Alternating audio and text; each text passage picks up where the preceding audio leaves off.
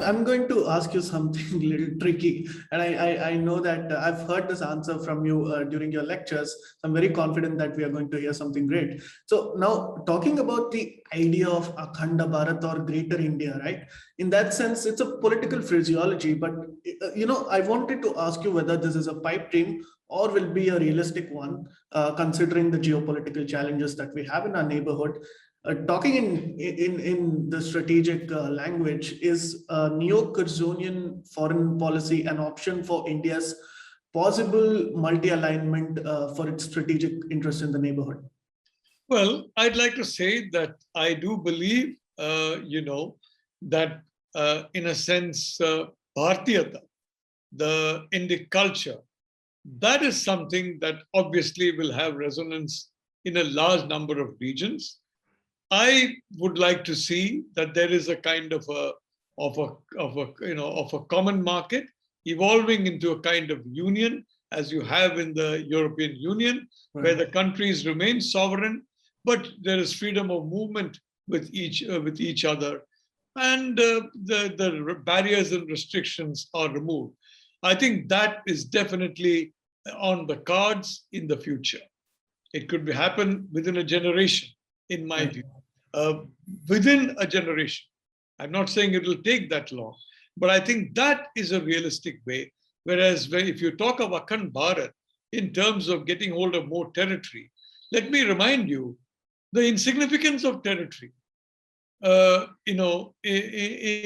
the modern world, I mean, and I'm talking about the last 600 years. When you look at the sweep of history, 600 years is the modern world. I mean, how big was the country that enslaved India and which frankly painted 40% of the map in pink, the color of its empire? England, the United Kingdom, how big was it? Look at it today. How big is it? It was about the same size at that point in time, possibly without, Northern Ireland added to it. It was even smaller than what it is today. It was England, Scotland, and Wales. So, for Japan, for example, Japan, frankly, overran a large part of China because they behaved with a terrible amount of cruelty. And I know that the Japanese are very unhappy about that particular aspect of their history. And frankly, that is why they have gone to a very clear lens to show that they are not, they are not going to indulge in the kind of activities that was indulged in by the Japanese military in China during the time when China was not communist. It was absolutely horrific what happened there. But Japan was relatively a small country.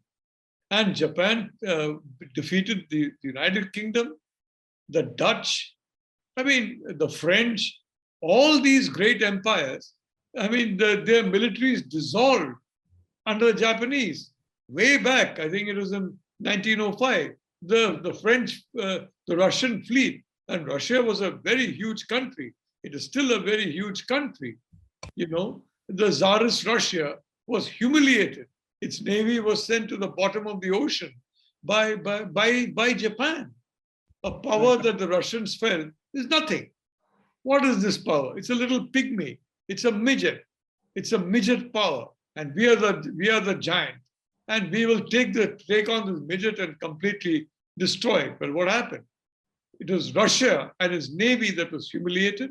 And finally, the Tsar had the entire Tsarist system collapsed as a consequence of the Tsar's inability to defeat what his propaganda had been saying for years was an insignificant, weak power.